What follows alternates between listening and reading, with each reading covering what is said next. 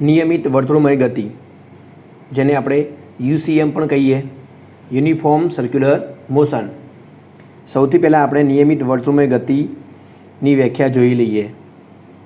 કોઈપણ પદાર્થ અચળ ઝડપે વર્તુળાકાર માર્ગમાં ગતિ કરતો હોય તો આવી ગતિને પદાર્થની નિયમિત વર્તુળમય ગતિ કહે છે. અચળ ઝડપથી વર્તુળાકાર માર્ગ પર ગતિ કરતા પદાર્થની ગતિને નિયમિત વર્તુળમય ગતિ કહે છે. સ્ટુડન્ટ, વર્તુળાકાર માર્ગ પર તો પદાર્થની ગતિ થઈ રહી છે, પણ યાદ રાખજો, અચળ ઝડપથી વર્તુળાકાર માર્ગ પર ગતિ કરતા પદાર્થની ગતિને નિયમિત વર્તુળમય ગતિ કહે છે. બાળકો, અહીંયા જે આ નિયમિત શબ્દ છે ને, નિયમિત શબ્દ એ અચળ ઝડપ માટે છે. ફરીથી, વર્તુળમય ગતિ તો તમે લોકો સમજો જ છો, રાઈટ? પણ નિયમિત વર્તુળમય ગતિ એટલે શું? જે પદાર્થ વર્તુળાકાર પથ પર ગતિ કરી રહ્યો છે એની અંદર ઝડપ કેવી છે? અચળ. તો યાદ રહેશે, નિયમિત શબ્દ કોના માટે છે? અચળ ઝડપ માટે વપરાયેલો છે. આકૃતિમાં દર્શાવ્યા પ્રમાણે કોઈ કણને r ત્રિજ્યાવાળા વર્તુળાકાર માર્ગ પર v ઝડપથી નિયમિત વર્તુળમય ગતિ કરતો વિચારો. આકૃતિમાં દર્શાવ્યા પ્રમાણે કોઈ પદાર્થ v જેટલી ઝડપથી r ત્રિજ્યાવાળા વર્તુળાકાર માર્ગ પર ગતિ કરે છે. અહીં એક વાત યાદ રાખો બાળકો, કે જે નિયમિત વર્તુળમય ગતિ છે એમાં પદાર્થ જે ગતિ કરી રહ્યો છે એ દરમિયાન એની ઝડપ અચળ છે, પણ જે વેગ છે, રાઈટ, એની દિશા છે એ તો સતત બદલાઈ રહી છે. એટલે આ ગતિ ભલે નિયમિત ગતિ રહી, રાઈટ, પણ આ કયા પ્રકારની ગતિ છે? પ્રવેગી ગતિ છે, રાઈટ? એટલે આ જે નિયમિત વર્તુળમય ગતિ છે એ પ્રવેગી ગતિ છે. કેવી ગતિ છે? પ્રવેગી. બાળકો, હું પ્રવેગી બોલ્યો છું, પ્રવેગી, અચળ પ્રવેગી નથી બોલ્યો. એના વિશે હું પાછળ તમને થોડો ઉલ્લેખ કરું છું. તો આટલું સમજાઈ ગયું તમને? નિયમિત વર્તુળમય ગતિ કેવી ગતિ છે? પ્રવેગી ગતિ છે. અહીં વેગની દિશા સતત બદલાતી હોવાથી તેમાં પ્રવેગ ઉત્પન્ન થાય છે. એટલે કે આ આપણો કોન્સેપ્ટ કહેવાય. કોન્સેપ્ટ કયો? કે નિયમિત વર્તુળમય ગતિ એ કેવી ગતિ છે? પ્રવેગી ગતિ છે.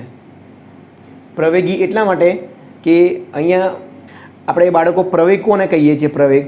પ્રવેગ એટલે વેગમાં ફેરફાર ભાગ્યા સમય. તો અહીંયા જે વેગમાં ફેરફાર થઈ રહ્યો છે એ પદાર્થની ઝડપમાં ફેરફાર થવાને કારણે નથી થતો, પરંતુ પદાર્થની વેગની દિશામાં ફેરફાર થવાને કારણે વેગમાં ફેરફાર થાય છે, રાઈટ?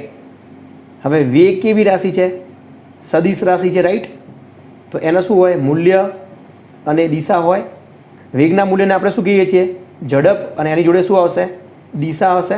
તો હું એ કહી રહ્યો છું કે અહીંયા જે વેગમાં ફેરફાર થઈ રહ્યો છે, રાઈટ, એ ફેરફાર એ વેગના મૂલ્યને કારણે નથી થતો, પરંતુ વેગની દિશા બદલાવાથી થાય છે, રાઈટ?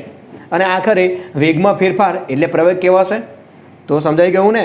નિયમિત વર્તુળમય ગતિ એ પ્રવેગી ગતિ છે. બીજી મજાની વાત કરીએ.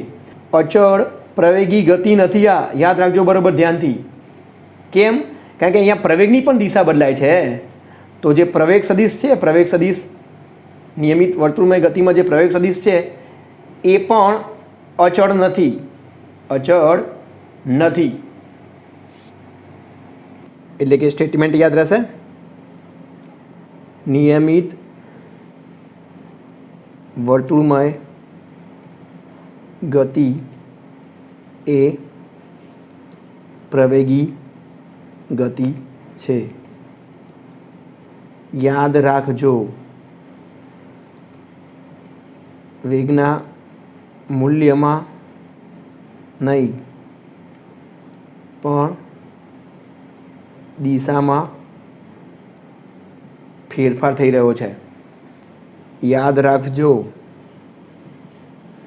નિયમિત વર્તુળમય ગતિ એ પ્રવેગી ગતિ છે, અચળ પ્રવેગી ગતિ નથી. તે અચળ પ્રવેગી ગતિ નથી કારણ કે પ્રવેગની દિશા પણ બદલાય છે. એટલે કે પ્રવેગ સદિશ અચળ નથી. પ્રવેગનું મૂલ્ય અચળ હશે.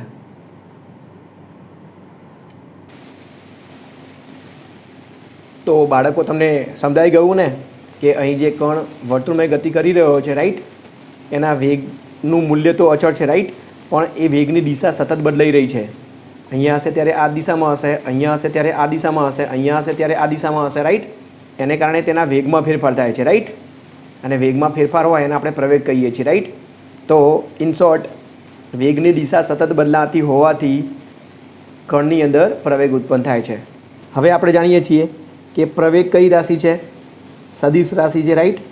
અને કોઈપણ સદિશ રાશિ હોય એને બે પેરામીટર હોય, એક હોય એનું મૂલ્ય અને બીજું શું હોય? એની દિશા. તો આપણે આ થિયરીમાં બંને કામ કરવાનું છે. પ્રવેગની દિશા પણ મેળવવાની છે અને પ્રવેગનું મૂલ્ય પણ મેળવવાનું છે, રાઈટ. તો જે પ્રવેગની દિશા છે એ આપણે કેન્દ્ર તરફ સાબિત કરવાની છે, કેન્દ્ર તરફ, રાઈટ. આ હું તમને સાબિત કરી આપું છું. નિયમિત વર્તુળમય ગતિ હોય, રાઈટ, એમાં પ્રવેગની દિશા કઈ દિશામાં હોય? કેન્દ્ર તરફ. એવું આપણે સાબિત કરીએ છીએ. અને બીજી વસ્તુ કે પ્રવેગનું આપણે મૂલ્ય પણ લાવવાનું છે. તો પ્રવેગનું મૂલ્ય એને AC, C એટલે સેન્ટર, રાઈટ. અને સેન્ટ્રીપિટલ એસેલેરેશન બી કહેવાય, કેન્દ્રગામી પ્રવેગ, રાઈટ. એનું મૂલ્ય આપણે લાવવાનું છે v²/r. તો સૌથી પહેલાં આપણે પ્રવેગની દિશા શોધીએ, રાઈટ. પહેલું સ્ટેપ કયું છે આપણું? પ્રવેગની દિશા શોધવાની છે. આપણે જાણીએ છીએ કે પ્રવેગની દિશા કઈ દિશામાં હોય? વેગના ફેરફારની દિશામાં, રાઈટ. તો આપણે વેગના ફેરફારની દિશા લાવી દઈએ, રાઈટ. તો જે આ કણ વર્તુળમય ગતિ કરી રહ્યો છે એનું t = t સમયે સ્થાન આપણે p બતાવી દઈએ કે જેનો સ્થાન સદિશ છે સદિશ r અને p બિંદુ આગળ એનો વેગ છે સદિશ v. અને કણ t = t' સમયે p' બિંદુ આગળ પહોંચે છે, રાઈટ. આકૃતિમાં દર્શાવ્યા પ્રમાણે જ્યારે કણ P થી P' બિંદુએ પહોંચે છે ત્યારે તેના સ્થાન સદિશ અનુક્રમે સદિશ r અને r' છે તથા વેગ અનુક્રમે સદિશ v અને v' છે. અહીંયા જે આપણે v સદિશ છે ને એ કેવી રીતે બતાવ્યો છે? ગતિમાં દોરેલ સ્પર્શકની દિશામાં બતાવ્યો છે, રાઈટ. અહીંયા આપણે P બિંદુ આગળ વેગની દિશા કેવી રીતે બતાવી છે? ગતિમાર્ગની જે દિશા છે એને આપણે સ્પર્શક દોરી દીધો છે, રાઈટ. હવે આપણે શું મેળવવાનું છે? પ્રવેગની દિશા. તો પ્રવેગની દિશા મેળવવા માટે આપણે શું કરવું પડશે? ΔV ની દિશા લેવી પડશે ને. હવે આપણે ΔV ની દિશા મેળવીએ તો ΔV હશે v' - v, એટલે કે સદિશોની બાદબાકી કરીએ આપણે. અહીંયા હું સબાચના નિયમથી બાદબાકી કરું છું. બાળકો સબાચરની રીતથી બાદબાકી મેં તમને શીખવાડી હતી. તમે જો લોકો ભૂલી ગયા તો કંઈ વાંધો નહીં, હું તમને યાદ કરાવી નાખું. રાઈટ, ધારો કે આ સદિશ એ છે અને ધારો કે આ સદિશ બી છે. તો આ સદિશ એ અને સદિશ બીની બાદબાકી સબાચરની રીતે કરવી હોય તો કેવી રીતે કરશો? તો સૌથી પહેલાં તમારે સદિશ એ દોરી દેવાનો આવી રીતે, અને બંનેના પૂછપૂછને આપણે સેટ કરી નાખીએ તો સદિશ બી આપણે આવી રીતે બની ગયો. અને હવે આપણે સબાચર કમ્પ્લીટ કરી નાખીએ. યાદ છે, આ બંનેના સામાન્ય બિંદુમાંથી પસાર થતો વિકર્ણ છે. રાઈટ, એ સરવાળો બતાવવાનો છે, પણ મારે અહીંયા બાદબાકી લેવાની છે. તો હું આવી રીતે તીર બતાવીશ ને, આવી રીતે તીર, તો આ બાદબાકી બતાવશે. પણ આ જે બાદબાકી બનવાની એ કઈ બાદબાકી બનવાની? એ માઇનસ બી. સમજાયું ને? જો તમારે બી માઇનસ એ જોઈતું હોય તો તમારે તીર આ બાજુ બતાવવાનું. ઓકે, તો મારે અહીંયા ડેલ્ટા વીની દિશા જોઈએ છે. તો ડેલ્ટા વી બરાબર શું આવે? વી ડેશ માઇનસ વી. વી ડેશ સદિશની દિશા આ રહી, મેં અહીંયા વી ડેશ સદિશ બતાવી દીધો અને મેં સદિશ વી બતાવી દીધો. રાઈટ, આ સદિશ વી છે ને આ સદિશ વી ડેશ છે, બંનેના મેં પૂછપૂછને ભેગા કરી નાખ્યા. રાઈટ, તો ડેલ્ટા વી લેવું હોય તો વી ડેશ માઇનસ વી. રાઈટ, તો વી ડેશ માઇનસ વી કેવી રીતે આવશે? આવી રીતે આવશે ને? હા, તો આ જે આવ્યો એ વી ડેશ માઇનસ વી આવ્યો. રાઈટ, એટલે આની જે દિશા આવી એ ડેલ્ટા વીની દિશા આવી, અને ડેલ્ટા વીની દિશા છે એ જ સરેરાશ પ્રવેગની દિશા આવશે. ઓકે, તો સરેરાશ પ્રવેગની દિશા આ દિશામાં આવી, કેન્દ્ર તરફ. તમે બાળકો અહીંયા ત્રિકોણના નિયમનો ઉપયોગ કરીને પણ બાદબાકી કરી શકો છો. એક વસ્તુ અહીંયા નોંધ કરો કે જે વી છે એ બાળકો આરને લંબ છે, સદિશ આરને લંબ છે, અને વી ડેશ સદિશ છે. રાઈટ, એ સદિશ આર ડેશને લંબ છે. રાઈટ, આનો મતલબ ભૂમિતિ ઉપરથી શું આઈડિયા આવે? દેખો, ધારો કે આપણે આને ડેલ્ટા આર કહી દઈએ છીએ. ડેલ્ટા આર બરાબર આર ડેશ માઇનસ આર. આ આર ડેશ થયો અને આ આર થયો. પીથી પી ડેશ સુધીનો જે સદિશ બન્યો, રાઈટ, એ શું થયો? ડેલ્ટા આર બની ગયો. તો તમે દેખો, આ જે ડેલ્ટા આર છે અને આ શું થયો? Delta V. તો આકૃતિ પરથી કહી શકાય છે કે ડેલ્ટા આર લંબ ડેલ્ટા વી. સમજાય છે? એક વખત એ ફરતી આ જે સદિશ વી છે, રાઈટ, એ સદિશ આરને લંબ છે. એવી રીતે સદિશ વી ડેશ છે એ સદિશ આર ડેશને લંબ છે. પછી મેં ડેલ્ટા આર બતાવી દીધો, તો ડેલ્ટા આર શું આવશે? R dash minus R. તો પીથી પી ડેશ તરફ હશે. તો જે આ ડેલ્ટા આર મળ્યો એ ડેલ્ટા વીને શું છે? લંબ છે. એટલે કે આપણે કહી શકીએ કે ડેલ્ટા વીની દિશા ક્યાં મળી? કેન્દ્ર તરફ. ડેલ્ટા વીની દિશા ક્યાં મળી? કેન્દ્ર તરફ. અને ડેલ્ટા વી એટલે વેગમાં ફેરફાર. તો વેગમાં ફેરફારની દિશામાં જ પ્રવેગની દિશા હોય ને, એટલે કે કહી શકીએ આપણે કે સરેરાશ પ્રવેગ છે ની દિશા પણ ક્યાં મળી? આપણે કેન્દ્ર તરફ. તો અત્યારે આપણે જે સાબિત કર્યું એમાં આપણે સરેરાશ પ્રવેગની દિશા ક્યાં લાવ્યા? કેન્દ્ર તરફ. હવે આપણે તત્કાલીન પ્રવેગની દિશા કેન્દ્ર તરફ લાવીએ અને પછી આપણે પ્રવેગનું મૂલ્ય શોધીએ. હવે સ્ટુડન્ટ આપણે તત્કાલીન પ્રવેગની દિશા મેળવીએ. આપણે જાણીએ છીએ કે તત્કાલીન પ્રવેગ એ બરાબર limit delta T tends to 0 સરેરાશ પ્રવેગ એટલે કે limit delta T tends to 0 delta સદિશ વી ભાગ્યા ડેલ્ટા ટી. આપણે અહીં તત્કાલીન પ્રવેગ છે, રાઈટ, એની આપણે દિશા શોધવાની છે. આગળ આપણે આકૃતિ એમાં સરેરાશ પ્રવેગની દિશા લાવ્યા હતા, રાઈટ, કેન્દ્ર તરફ. તો જે આ સરેરાશ પ્રવેગ છે, રાઈટ, એની દિશા કઈ તરફ છે? કેન્દ્ર તરફ. આપણે અહીં તત્કાલીન પ્રવેગની દિશા લાવવાની છે. તો શું કરીશું? તો જે આ સમયાંતરાલ છે એને આપણે નાનો બનાવવાનો પ્રયત્ન કરીશું. કહેવાનો મતલબ કણ ટી બરાબર ટી સમયે પી બિંદુ પર અને કણ ટી બરાબર ટી ડેશ સમયે પી ડેશ બિંદુ પર આવે છે એ દરમિયાનનો જે સમય તફાવત ડેલ્ટા ટી છે, રાઈટ, એને આપણે નાનો બનાવવાનો પ્રયત્ન કરીએ. તો એ જ વસ્તુ આપણે આકૃતિ બી અને આકૃતિ સીમાં દર્શાવી રહ્યા છીએ. તો આકૃતિ બી પરથી ટી બરાબર ટી સમયે બિંદુ પી પાસે કણનો વેગ છે સદિશ વી, સ્પર્શક રૂપે હોય ને, અને ટી બરાબર ટી ડેશ સમયે કણ પી ડેશ આગળ પહોંચે છે ત્યારે એનો વેગ છે વી ડેશ.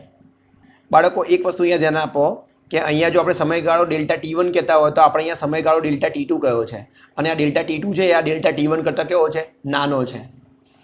તો આ પરિસ્થિતિમાં હવે આપણે સરેરાશ પ્રવેગ શોધવો હોય તો કેવી રીતે શોધીશું? સરેરાશ પ્રવેગ બરાબર વેગમાં ફેરફાર ભાગ્યા સમયગાળો. તો સૌથી પહેલાં આપણે ડેલ્ટા વી લાવી દઈએ. તો ડેલ્ટા વી આપણે આગળ લાવ્યા હતા એ પ્રમાણે લાવી દઈએ સબાચરની બાદબાકીની રીતથી. તો જુઓ, આ થઈ ગયો સદિશ વી અને આ થઈ ગયો સદિશ વી ડેશ. તો સબાચરની રીતનો ઉપયોગ કરશું તો આ આપણને મળી ગયો ડેલ્ટા વી. ડેલ્ટા વી બરાબર શું આવશે? વી ડેશ માઇનસ વી. હવે આપણે જાણીએ છીએ કે સરેરાશ પ્રવેગની દિશા એ જ વેગના ફેરફારની દિશામાં આવશે ને, રાઈટ? તો ફરીથી સરેરાશ પ્રવેગ કઈ દિશામાં આવ્યો? કેન્દ્ર તરફ, રાઈટ? સ્ટુડન્ટ, હજુ પણ આપણે આગળ વધીએ અને ડેલ્ટા ટી નાનો કરીએ. મારો કહેવાનો મતલબ અહીંયા પી અને પી ડેશ વચ્ચે સમય તફાવત ડેલ્ટા T1 કહી દઈએ, અહીંયા પી અને પી ડેશ વચ્ચેના સમય તફાવતને આપણે ડેલ્ટા 2 કહી દઈએ, અને હજુ પણ આપણે આગળ વધીએ અને પી ડેશ બિંદુ અહીંયા ક્યાંક લાવી દઈએ, રાઈટ? અને એના સમય તફાવતને આપણે ડેલ્ટા T3 કહી દઈએ. અને ફરીથી જ આપણે આ આકૃતિ દોરીશું તો પણ આપણને સરેરાશ પ્રવેગની દિશા કેન્દ્ર તરફ આવશે. તો પછી આપણે એવું વિચારી શકીએ કે આ પીની તદ્દન નજીક બિંદુ પી ડેશ લઈ લઈએ, રાઈટ? મતલબ ડેલ્ટા ટીની કિંમત બહુ જ નાની લઈ લઈએ તો ત્યારે મળતી સરેરાશ પ્રવેગની દિશા છે એ આપણને તત્કાલીન પ્રવેગની દિશા બતાવશે. તો એ જ વસ્તુ આપણે આકૃતિ નંબર સીમાં સમજવાનો પ્રયત્ન કરીએ. તો અહીંયા દેખો, પીની તદ્દન નજીક પી ડેશ બિંદુ છે એટલે ડેલ્ટા ટી કેવો છે? નાનો છે, રાઈટ? તો આ દરમિયાન પણ આપણે સરેરાશ પ્રવેગની દિશા લઈશું ને તો એ દિશા પણ કેન્દ્ર તરફ જ આવશે. હા, પણ ખૂબ જ નાના સમય માટે સરેરાશ પ્રવેગની એ દિશા તત્કાલીન પ્રવેગની જ કહેવાશે ને, તો તત્કાલીન પ્રવેગની દિશા આપણને કેન્દ્ર તરફ મળશે. તો દેખો સ્ટુડન્ટ, આજે મેં સમજાવ્યું એને આપણે પોઈન્ટ વાઇઝ આવી રીતે લખી શકીએ. આકૃતિ બીમાં સમય ડેલ્ટા ટીના નાના ગાળા માટે સરેરાશ પ્રવેગની દિશા એ કેન્દ્ર તરફ જ મળે છે. અને આકૃતિ સી માટે આપણે જ્યારે સમયનો તફાવત ખૂબ જ સૂક્ષ્મ લઈ લઈએ એટલે કે limit delta T tends to 0 માટે જે સરેરાશ પ્રવેગની દિશા છે એ જ આપણી તત્કાલીન પ્રવેગની દિશા બની જશે. તો આના પરથી આપણે શું જાણ્યું કે તત્કાલીન પ્રવેગની દિશા હોય એ કઈ તરફ હોય છે? કેન્દ્ર તરફ. કઈ તરફ? કેન્દ્ર તરફ. હવે બાળકો, આપણે આ કેન્દ્રગામી પ્રવેગનું મૂલ્ય AC બરાબર v²/r સાબિત કરવાનો ટ્રાય કરીએ. ધારો કે સદિશ R અને સદિશ R' વચ્ચેનો ખૂણો બરાબર ડેલ્ટા થીટા. તો આપણે આ જે ખૂણો છે એને આપણે ડેલ્ટા થીટા કહી દઈએ. હવે સદિશ R લંબ સદિશ V, R લંબ V એન્ડ સદિશ R' લંબ સદિશ V', સદિશ R' લંબ સદિશ V'. આથી સદિશ V અને સદિશ V' વચ્ચેનો ખૂણો બી કેટલો થશે? ડેલ્ટા થીટા થશે. આ જે ખૂણો છે એ બી કેટલો થશે? ડેલ્ટા થીટા થશે. તો આનો મતલબ એવો થયો કે ત્રિકોણ CPP' અને ત્રિકોણ GHI સમરૂપ ત્રિકોણ બને. કેવી રીતે વિચારીએ? કયા ત્રિકોણની વાત કરીએ છીએ? ત્રિકોણ CPP' અને ત્રિકોણ GHI. તો સ્ટુડન્ટ તમે વિચારજો, આ બે ત્રિકોણ CPP' અને GHI કેવી રીતે સમરૂપ ત્રિકોણ બનશે? તો સમજાવવા માટે મેં અહીંયા બે આકૃતિ દોરી છે, રાઈટ? તો આ જે પહેલી આકૃતિ છે એ કઈ છે? દેખો, CPP' છે, CPP'. અને જે આ બીજી આકૃતિ છે એ કઈ છે? દેખો, GHI છે ને, GHI. હવે સ્ટુડન્ટ, R અને R' વચ્ચેનો ખૂણો કેટલો છે? Delta theta, right? અને જે R છે એ V ને લંબ છે અને જે R' છે એ V' ને લંબ છે. આથી V અને V' વચ્ચેનો ખૂણો કેટલો થશે? ડેલ્ટા થીટા થશે ને. તો સ્ટુડન્ટ, આપણો જે GHI આ જે ત્રિકોણ છે એને આપણે રોટેટ કરી નાખીએ તો દેખો આવી રીતે. તો ત્રિકોણ તો એ જ છે ને. તો રોટેટ કરી નાખીએ તો જો આવી પરિસ્થિતિ બનશે. તો ફરીથી જોઈ લો, ત્રિકોણ CPP' માં સદિશ R અને સદિશ R' વચ્ચેનો ખૂણો કેટલો? Delta theta. અને અહીંયા ત્રિકોણ GHI માં સદિશ V અને સદિશ V' વચ્ચેનો ખૂણો કેટલો? Delta theta. તો આનો મતલબ શું થયો?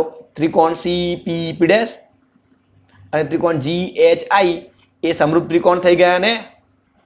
તો આ બંને સમરૂપ ત્રિકોણ પરથી આપણે આવું લખી શકીએ, CP/PP' બરાબર GH/HI.